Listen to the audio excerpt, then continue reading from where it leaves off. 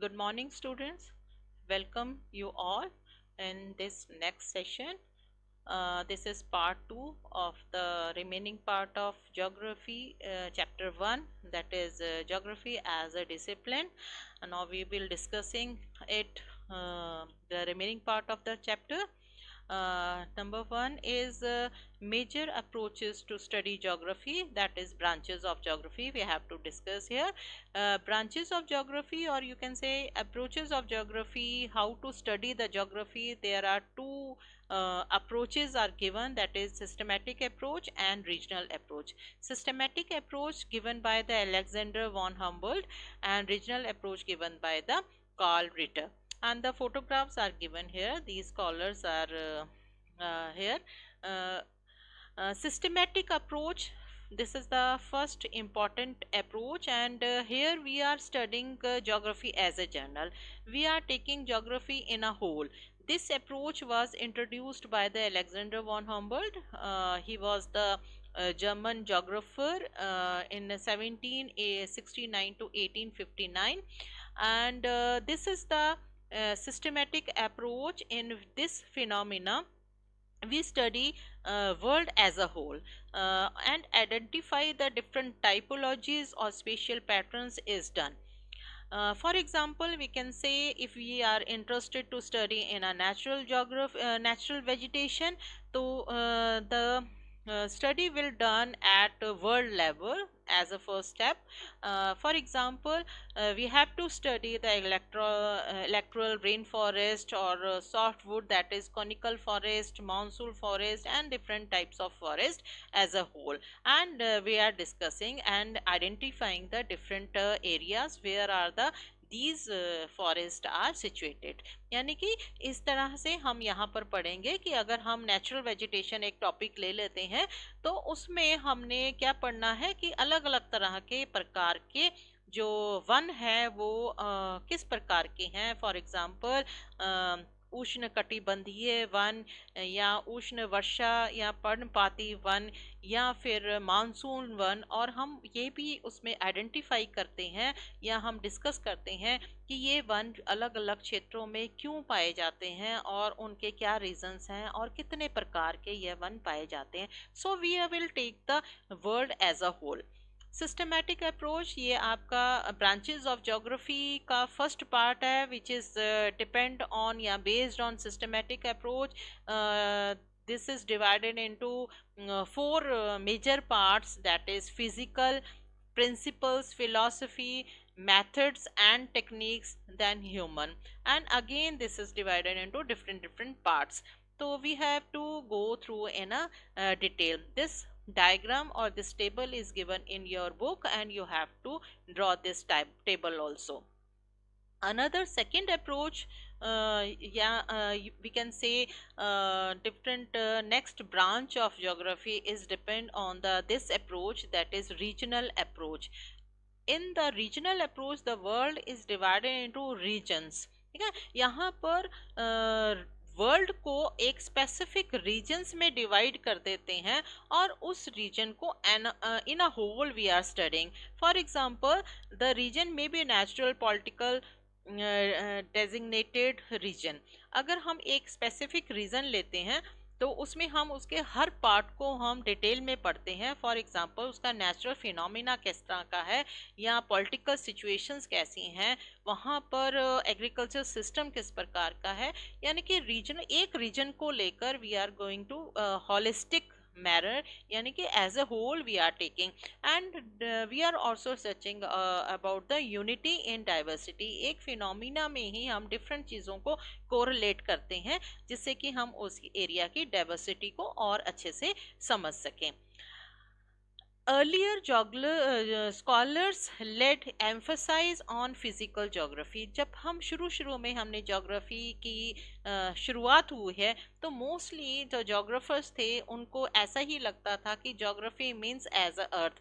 जो physical natural phenomena है सिर्फ वो ही ज्योग्राफी है. But human beings are an integral part of earth surface. लेकिन as you know, we are also living on the earth and we are the important part of the earth. They are part of and parcel of nature. तो as we can say कि trees, mountains या Plato's तो physical features में आते ही हैं, इसके साथ साथ ह्यूमन बींग्स जो हैं वो भी एक तरह का इम्पॉर्टेंट पार्ट है. They also have contributed through their cultural and development. तो human beings are also very active on earth surface, and they are changing different phenomena of the earth physical features, and these development is called cultural development. इन्हीं को हम cultural development का नाम देंगे. cultural development का मतलब क्या है? We are making roads, all the man-made features you can say. Roads हैं, हाउस है, सेटलमेंट्स हैं, ब्रिजेस हैं, ये सभी के सभी जो डेवलपमेंट्स हैं that comes under the cultural development. Thus develop human geography with emphasise on human activities. तो इसीलिए आगे चल के geography divided into two parts. Number one is physical geography and another part is human geography. Branches of geography on the based on regional approach. जो second approach हमारी है उसको reason के अकॉर्डिंग लिया है. This is table, this table is also given in your book, and this shows the regional approach. We can divide into four parts, that is regional studies, study area, regional development, regional analysis, regional planning. All this comes under the regional approach. Now in detail we can say branches of geography based on systematic approach. अब हम इसको जो हमारी branches of geography है उसको जो first part है जो कि systematic approach है उसके को हम डिटेल में पढ़ेंगे. तो systematic approach जो है वो divided into three parts है. that is number one, as I have discussed earlier, physical geography, and another is human geography, and last one is biogeography. Now we will come in a detail. What we are studying in a physical geography, geomorphology, in which we study about the landforms, evolutions and their processes. है ना, कि अलग अलग तरह के landforms कैसे बन रहे हैं, जो लैंडफॉर्म क्रिएशंस होती हैं. फॉर एग्जांपल माउंटेन्स हैं, माउंटेन्स में there are so many type of landforms like waterfalls हैं, वी शेप वैलीज हैं, कैनियंस हैं, जॉर्जेस हैं. ये सारी की सारी चीज़ें जो हैं हम जियोमॉर्फोलॉजी में हम लोग पढ़ रहे हैं. Climatology, it is related to climate, structure of atmosphere, elements, weather, climate and climatical types and regions. तो क्लाइमेटोलॉजी में हम डिटेल में क्या पढ़ रहे हैं? Only about the different climate and weather and atmospheric structure. तो ये हम सारी चीज़ें जो हैं क्लाइमेटोलॉजी में पढ़ते हैं. हाइड्रोलॉजी, हाइड्रोलॉजी में क्या पढ़ेंगे हम? We are studying about the realms of water over the surface of the earth including ocean, lakes, river, यानी कि all the border water bodies we are studying in this part of the geography, and how they are formed and including how they are affecting human life and their activities. Now next geography also comes, this is also comes in physical geography. This is soil geography, upper layer of the soil, how the formation done and types of soil and their fertility status, उसकी formation कैसे हो रही है, अलग अलग तरह की मृदा किस प्रकार से बनती है, उसकी डिस्ट्रीब्यूशन कहाँ कहाँ पर है, उसके क्या यूजेस हैं, ये सभी चीज़ें हम सॉइल ज्योग्राफी में पढ़ रहे हैं. तो अभी तक जो मैंने बात करी थी वो हमने किसके बारे में बात करी है? फिजिकल ज्योग्राफी में. तो physical geography, this is a part of detail part of in this your syllabus also. 11th class में हम we are discussing about mostly about the physical geography. Physical geography के बारे में ही हमने डिटेल में आपको ने पढ़ा है. जैसे कि आपको मालूम है कि आपकी बुक का नाम भी क्या है? Fundamentals of physical geography. Now next part of the geography is human geography, and human geography के बारे में जो हम डिटेल में पढ़ेंगे वो आप 12th क्लास में पढ़ेंगे. and what is in a human geography, कौन कौन से एरियाज को हम टच करते हैं, डिटेल में पढ़ते हैं. Number one is social and cultural geography, which study emphasized the study of society, cultural elements, है ना, because all these elements are dynamic. Dynamic का मतलब क्या, चेंजेबल है। आज यहाँ पर सड़कें बनी हैं, उसके बाद वहाँ पर सेटलमेंट्स भी बनेंगे, उसके बाद वहाँ पर पॉपुलेशन आ जाएगी। तो जितने भी स्ट्रक्चर्स हैं जो कि ह्यूमन बीइंग से रिलेटेड हैं, सोसाइटी से रिलेटेड हैं, that comes under the social and cultural geography. Next is population and settlement geography. ये सेटलमेंट्स जो हैं ये रूरल भी हो सकती हैं, अर्बन भी हो सकती हैं। रूरल का मतलब है ग्रामीण और अर्बन का मतलब है शहरी, यानी कि गांव की भी हो सकती हैं और शहरों की भी हो सकती हैं। And we are studying about the population distribution. This is a very very important topic कि पॉपुलेशन ग्रोथ कैसे है, उसकी डिस्ट्रीब्यूशन का कैसे है। कहीं पर स्पार्सली पॉपुलेटेड पॉपुलेशन है, कहीं पर डेंसली पॉपुलेटेड पॉपुलेशन है। What are the reason behind that, distribution में डिफरेंस क्यों है, हर जगह पर एक ही तरह से पॉपुलेशन डिस्ट्रीब्यूशन क्यों नहीं है। कुछ बहुत सारे ऐसे एरियाज हैं जहाँ पर बहुत कम जनसंख्या पाई जाती है, और कुछ ऐसे एरिया हैं जो थाउजेंड्स 10,000 से भी ज़्यादा पर स्क्वायर किलोमीटर पाए जाते हैं, that is called density. Sex ratio में का मतलब है male and female population ratio between male and female population. Migration, why the people migrating from one area to another, एक जगह से दूसरी जगह लोग क्यों माइग्रेट करते हैं, क्या रीजंस होते हैं।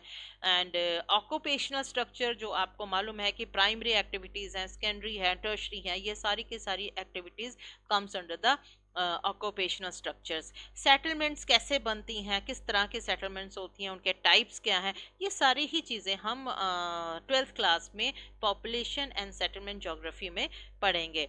And this is the very very important and interesting topic. Economic geography में हमने वो सभी चीज़ें ले लेनी हैं जो कि हमारी इकोनॉमिक एक्टिविटी से रिलेटेड हैं। For example agriculture, industry, tourism, trade, transport, infrastructure and services, all these come which create which generate the income, comes under the economic geography. Another is historical geography, study the historical process through which the space gets organized. Every region has undergone some historical experiences before attaining the present day status. आज जिस तरह से हम अपने landforms को देख रहे हैं, हम अपने कॉन्टिनेंट्स को देख रहे हैं, अगर हम इसकी हिस्ट्री देखें तो हमको पता लगेगा कि मिलियंस और मिलियंस ईयर्स बिफोर जो कॉन्टिनेंट्स हैं वो सभी के सभी एक दूसरे के साथ जुड़े हुए थे। जिस तरह से आज नज़र आ रहे हैं ये इस तरह के नहीं थे।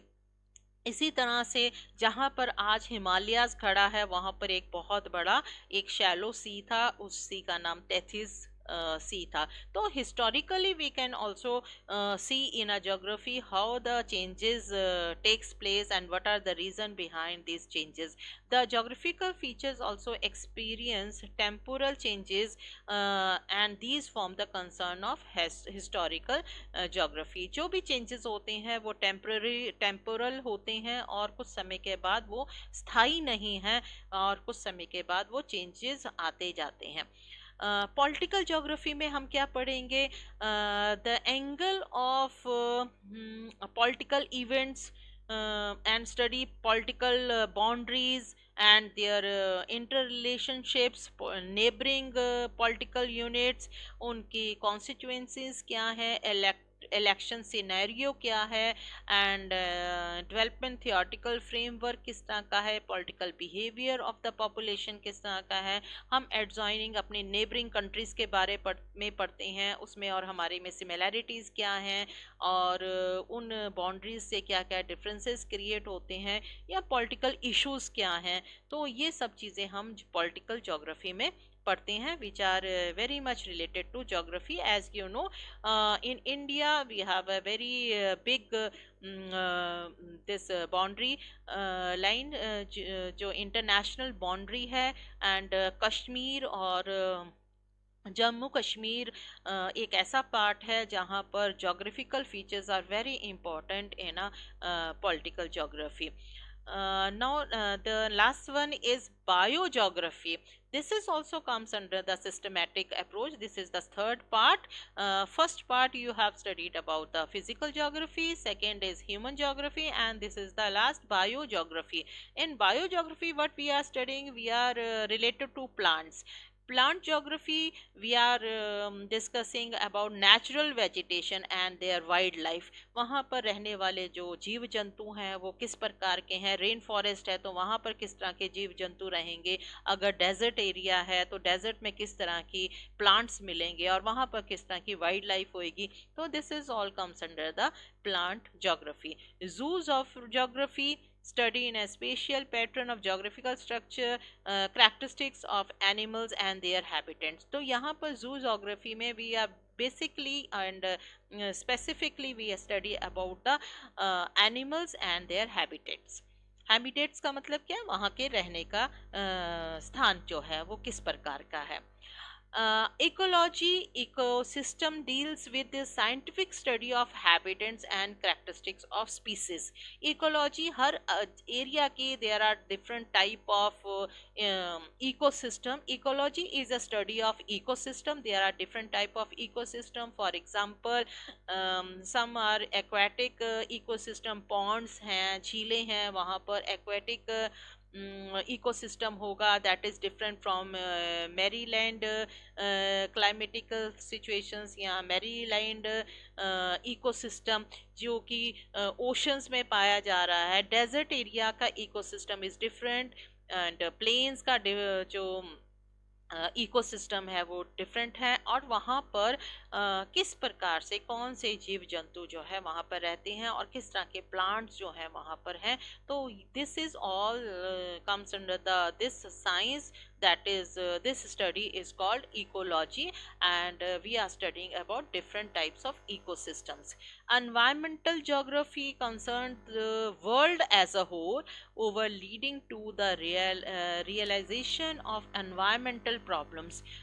For example, erosion, land degradation, pollutions, how to conserve the forest, etc., and why it is necessary to conserve the forest. All this comes under the environmental geography, and nowadays this is very important part of geography, because as you know there are so many problems related to environment. Now the branches of geography based on regional approach. अभी तक हमने जो पढ़ा था वो क्या पढ़ा था, about on the basis of systematic approach. अब हमारा जो नेक्स्ट टॉपिक है branches of geography based on regional approach. Regional approach में we are taking about the case studies और area studies, where we can see macro and meso and micro regional studies. एक किसी भी एक specific reason को उठा लेते हैं और उसका स्पेसिफिकली कंपैरिजन जो है हर एक तरह से हम उसको करते हैं. जिसमें नंबर 1 पॉइंट आ गया आपका रीजनल स्टडीज, केस स्टडीज और area studies. Another is regional planning. ये planning it can be country, rural, town और अर्बन प्लानिंग भी हो सकती है. Then regional development and another is regional analysis. उसमें क्या क्या कर सकते हैं, philosophy, geographical thought, land and human interaction and human ecology, and methods and technology techniques which are used. And this portion comes under your practical portion, where we are discussing about cartography and computer cartography, quantitative methods, statistical techniques, field survey methods, and GIS, GPS system जिसको हम कहेंगे geo information comprising techniques, remote sensing. This is the very very important part of your practical portion. तो यहाँ पर जो हम methods हम geography के लेते हैं, यानी कि जो skills हम develop करते हैं, how to make the map on 2D, क्योंकि अर्थ जो है वो हमारी स्फेरिकल है, and there is some techniques in which we include in cartography and data based techniques. We are representing so many datas in a pictorial form. It can be in a histogram or bar diagrams or pie diagrams. All these comes under the quantitative techniques and statistical techniques. I hope you understand the this portion. तो यहाँ पर हम क्या कर रहे हैं, cartography यानी कि मानचित्र को किस तरह से बनाएंगे, कंप्यूटर में किस तरह से बनाएंगे, और मैथमेटिकल पोर्शंस में हम स्टैटिस्टिक्स को लेते हैं और उसमें हम बार डायग्राम कैसे बनाएंगे, बार डायग्राम, पाई डायग्राम या हिस्टोग्राम जो है वो कैसे बनाएंगे। और इसकी मोस्ट एडवांस टेक्निक जो है वो GIS GPS सिस्टम है, जिसको सैटेलाइट से हम लेते हैं। एरियल फोटोग्राफी होती है, रिमोट सेंसिंग है, दूर से ही हम चित्रों को लेते हैं और उसको हम एनालाइज करते हैं। तो this portion comes under the practical form.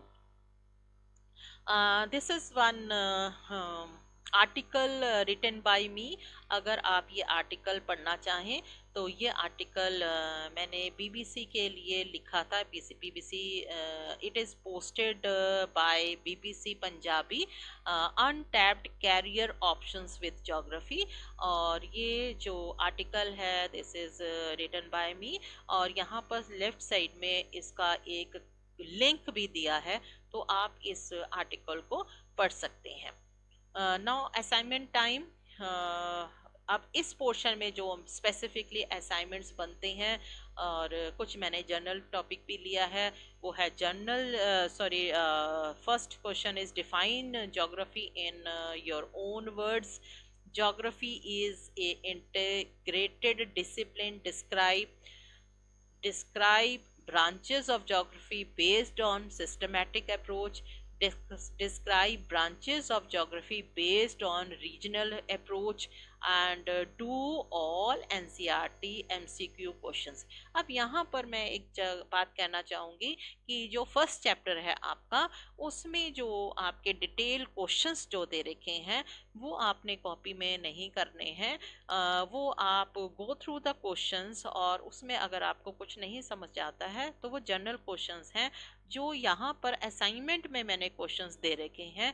Mostly यही क्वेश्चंस आपके एग्जाम में आते हैं, तो इन्हीं क्वेश्चंस को आपने प्रिपेयर करना है. और जो आपके NCERT में दे रखे हैं उनमें से MCQ क्वेश्चंस जो हैं, you have to attempt all the MCQ questions. Okay, I hope you understand this chapter. Now chapter is completed.